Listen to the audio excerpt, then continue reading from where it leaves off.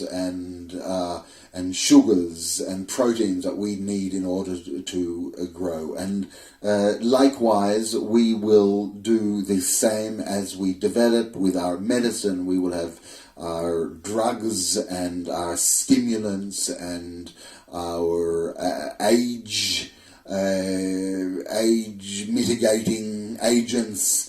And likewise, we will need judgment, that we will need direction, like we need the psychological guidance, or we need ethical counseling, or we need parental insight, or we need feedback from friends, to understand how to play the game, to understand how to master oneself, to know how to cooperate and collaborate with other people, or to learn skills and to do so together. We will need an arena, and in that arena we will need a judge or a referee. So not a judge which we are whipped, or we are punished, or we must pay fees and lawyers and representation and humiliation, and where it is costly and inefficient, but rather referees where swiftly and seamlessly and orderly and with encouragement and with the correct amount of prosecutory deterrence if necessary. But I don't see that it should be necessary. I feel that prosecutory adversarialism in the existing legal system is much like what people did to their children when they hit their children, thinking that it was correct to do so in order to discipline them. There is no longer a need for the adversarially prosecutional discipline of states and of the judiciary. The need today is in the fine administration, the careful and gentle and thoughtful and insightful and future-looking, using complex, intuitive, AI, general intelligence-driven tools to guide humanity for best outcomes. So, what you saw there, the icon for a judge, is a 21st century judge, and it is not human. It is AI-driven. Not for naught does the book of Deuteronomy state, justice, judges, and police thou shalt put in all your gates. The word for gate is sha'ar, and it can be played to mean eser, 10. But the idea of gate is accessibility. Just as the gates of the city, just as Jerusalem had 12 gates to its city, so too justice is administered as greatly and as far and as wide as possible.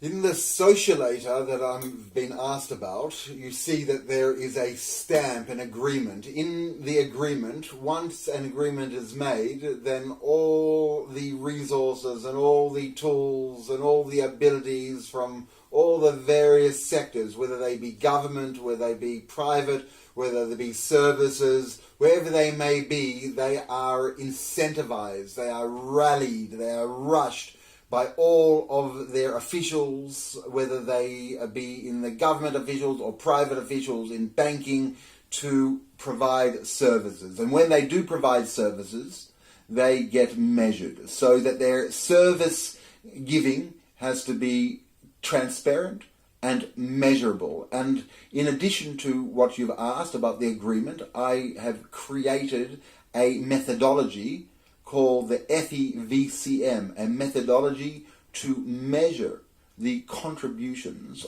of the private, public and service sectors, not towards how, not vis-a-vis their product, but vis-a-vis how their product serves the individual in the individual's goals, so that it is not good enough to provide a product naked of its application to the needs of the individual, but rather all products must come with the intention in advance of serving the specific tailor-made needs of the individual and the greater individual's problems. And that can only be done with the ages of artificial general intelligence. And that is why only now in the 21st century has it been possible to be so ambitious about solving individual problems and obviating want and need. So that instead of falling between the seats and whilst giving lip service to dealing with problems, problems can genuinely be solved through redress to calendar, redress to the targets, redress to the needs, redressed to the friends and the associates and the abilities, the circumstances of that individual. Not only are there one set of circumstances to individuals, often there are many sets of circumstances. And often when there's one problem for an individual, there are many problems to the individual. So that when one looks at something in a narrow way towards one's narrow problems, one could be missing the entire problem itself. And not only that, but the first aid towards that problem which has been misdiagnosed is the death blow to the problem, so that often government and resources and first aid and attempts to help are not doing so at all. They are smothering and putting out the last abilities for resuscitation. And so the entire system needs to be rethought and recultivated, whilst understanding that today we have unusual tools, the ability to go through complex computation, to go into the entire source material and to track down in great detail the cause and effect of a subject. And once we understand that, we can reduplicate the causes and the entire chain to a magnificent effect. And we can do that often. So this is the goal and the aspiration. This should be the dynamism of those adventurers who, just like they crossed the oceans to discover new lands, and they would send back their maps and their navigational routes and their wind and the current and the routes. So too today, those who have seen the success of a mindset, the success that can empower humanity, it is without doubt the success is the imagination. The success is what has been let go in the last 200 years. The success has been what we saw in the United States, the Industrial Revolution, the freedom of religion, the freedom of conscience, the freedom to congregate, the freedom to communicate. These ideals which are part of the Judeo-Christian ethic which was celebrated, and Israel itself took it up as a torchbearer in the Middle East, and it looks like it is illuminating with its partners other regions. This can be achieved. This is our goal. If there is a religion, if there is worship, if there is conscience, it is to achieve the greatest, profoundest social achievements, and that is to eradicate poverty, to create networks of support where individuals can commune together and to envisage and to work and to sustain. And the future is great. I don't pretend to know where we are going as individuals or as a group, but I do know and I do feel as an individual the great energy of creation, the energy which is given in us, in our souls, but bursts out and wants to share and wants to help and wants to empower. And that is seen everywhere, wherever there is a reflection in the eyes of people. You see that that is the heritage of humanity. And it is a wonderful time. We are living in the most incredible time in human history. No other time has been like this. We have at our disposal tools of the gods. There should be no excuse. As Oscar Wilde said, that would be a lack of imagination.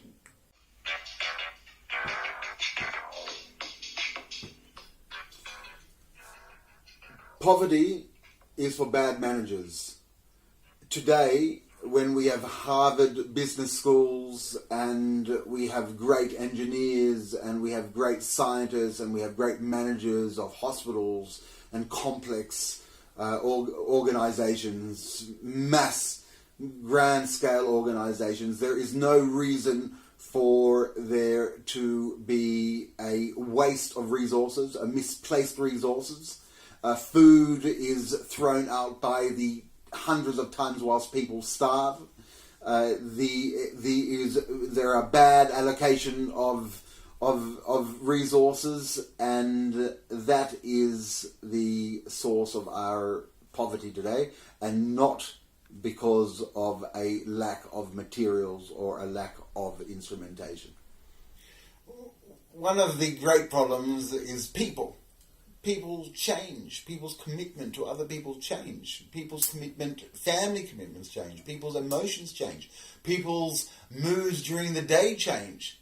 So that it's very hard to rely on politicians who come to office for one reason and want to stay in for another reason. And obviously one can't blame them. They also change.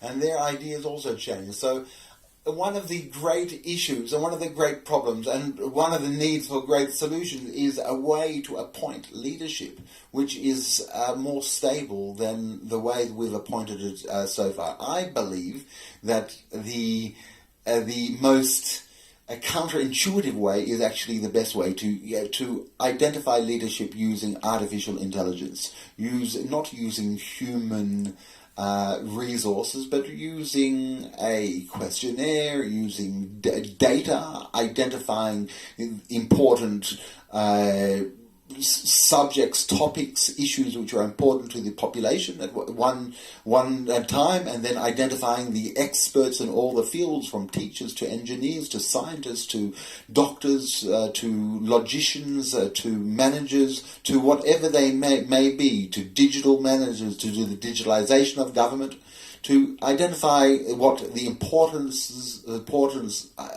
are for the citizen, and then to find artificial intelligence search committees, and then to run the great people into government for a period of time where they will take on great revolutionary projects, transformative projects, and they can remain in government for a period of time and then move on again, whilst government and leadership is not as it is today, where there are individual heroes, but rather there are micro heroes, and there's a way to micro lead and to distribute leadership and to distribute skills and to distribute knowledge in a very quick and mobile and lateral way, and that can flush the system with everything that it needs for growth. That is not to say that artificial intelligence will choose leadership, but rather it will provide choice for citizens. Real choice, based on research, based on what is important for the individual, based on calculating the potential of individuals or skills towards the interests of the individual. So a vote, a digital vote for leadership, represents truly what an individual wants, and in that way our elections become more meaningful, and our ability to access skills, specific skills to what we want, becomes far more detailed, so that we can really create whatever we put our minds to. And that is the goal of the next century, as individuals, as humans, refined, with all our physical needs taken care of, and with long life and with a lot of advice and insight. Our activities are going to be about creating a prosperous network of individuals, a commonwealth of individuals and skills, so that it would be in everyone's interest. Poverty is not in the interests of a group. Diversity could be in the interests. Possibly the diversity that poverty brings, however terrible that sounds. It might bring cheap labor. It might bring the willingness of a person to do labor that another person wants. Migration, circumstances, or differences of circumstances bring different skills. But poverty per se, that there is no room for in the 21st century. There is no room for it in any century. And I have put my mind to a calculator, a socialator, an artificial intelligence generated peopleator, projectulator, to organize skills and talents and abilities and opportunities towards a future which I think is inevitable in coming.